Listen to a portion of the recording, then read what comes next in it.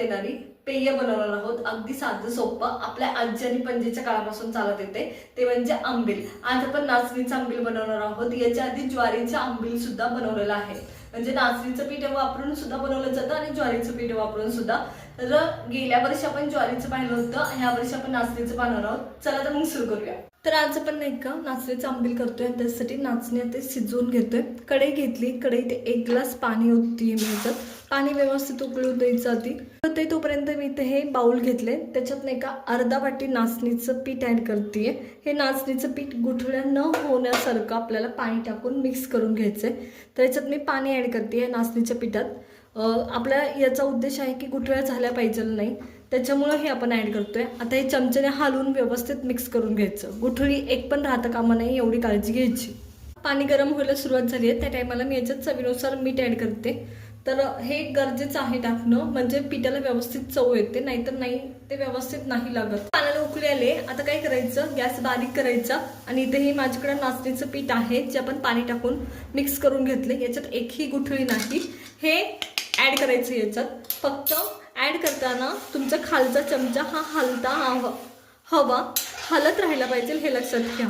जेणेकरून पीठ व्यवस्थित मिक्स होतं आणि गुठळी एक सुद्धा राहत नाही.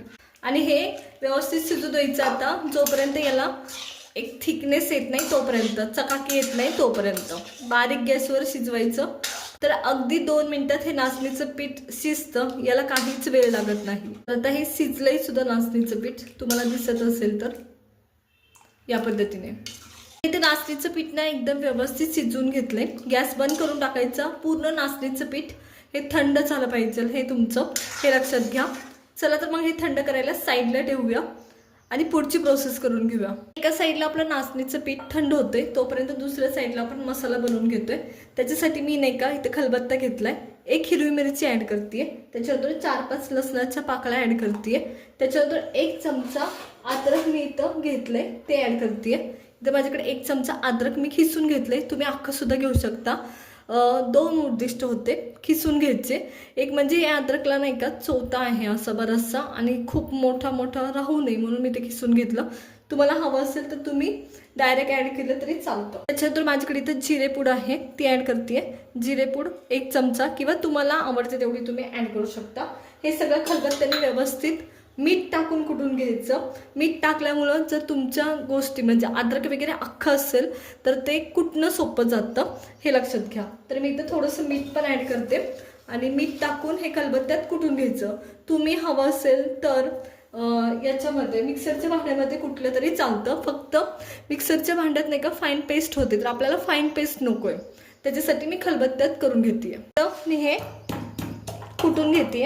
अगदी ओबड कुटायचंय, फाईन नकोय आपल्याला. अगदी दाताखाली आलं पाहिजे आणि तुम्हाला त्या प्रत्येक गोष्टीची चव कळली पाहिजे असं कुटून घ्यायचं. ओबड असं हे कुटून घेतलंय, मी तुम्हाला दाखवते. तर या पद्धतीने पूर्ण बारीक नाही करायचं, दाताखाली आले पाहिजे, कळलं पाहिजे कोणती वस्तू टाकली येते, असं तुम्ही करायचं, जेणेकरून त्याची टेस्ट भारी लागते. आंबील बनवायला सुरुवात करतोय, त्याच्यासाठी मी इथं मोठं बाउल घेतलंय.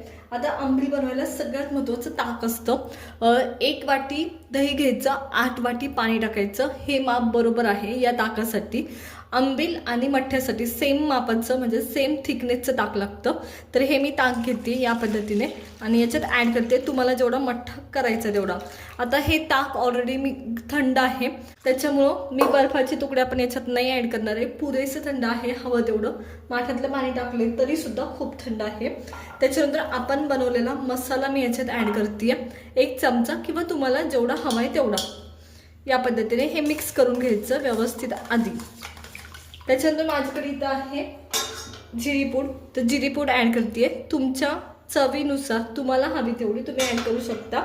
आणि मसाल्यात सुद्धा तुम्ही टाकली हे पण लक्षात घ्यायचं. या पद्धतीने हे मिक्स करायचं सगळ्या गोष्टी. मसाला ॲड केल्यानंतर मी याच्यात नाही का नाचणी ॲड करते, नाचणीचं पीठ.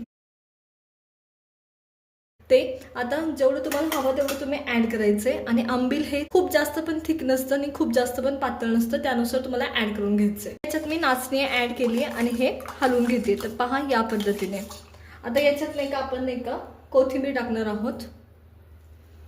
त्याच्यानंतर चवीनुसार मीठ पण ॲड करायचे. गरजेनुसार तुम्हाला वाटत असेल तर. आणि आपण मसाल्यात पण पेस्ट केली होती, त्याच्यात पण मीठ ॲड केलं होतं. आता मला ह्याच्यात गरज वाटते म्हणून ह्याच्यात मी मीठ पण ॲड करते. आणि हे सुंदर असं आपलं आंबील तयार आहे. खूप सुरेख लागतं. इथे हे आपलं नाचणीचं आंबील तयार आहे आणि अगदी ट्रेडिशनल पद्धतीने आपण साईडला काढून घेणार आहोत, म्हणजे आपल्या पेल्यामध्ये. तर चला साईडला काढून दाखवते मी तुम्हाला कसं झालंय ते. पेला घेऊया सगळ्यात पहिले. तर हा आपला पेला डायरेक्ट आंबील याच्यात ओतणार आहे. तर पहा एकदम व्यवस्थित झालंय, ना खूप थिक ना खूप पातळ. हे आंबिलाचा प्रकार किंवा हे आंबिलाचा थिकनेस एकदम योग्य आहे. तर पहा, उन्हाळ्यासाठी हे झटपट असं हे नाचणीचं आंबील तयार आहे. सकाळी करून ठेवा आणि दिवसभर घ्या. अप्रतिम असा उन्हाळा जाईल तुमचा. तर नक्की ट्राय करा.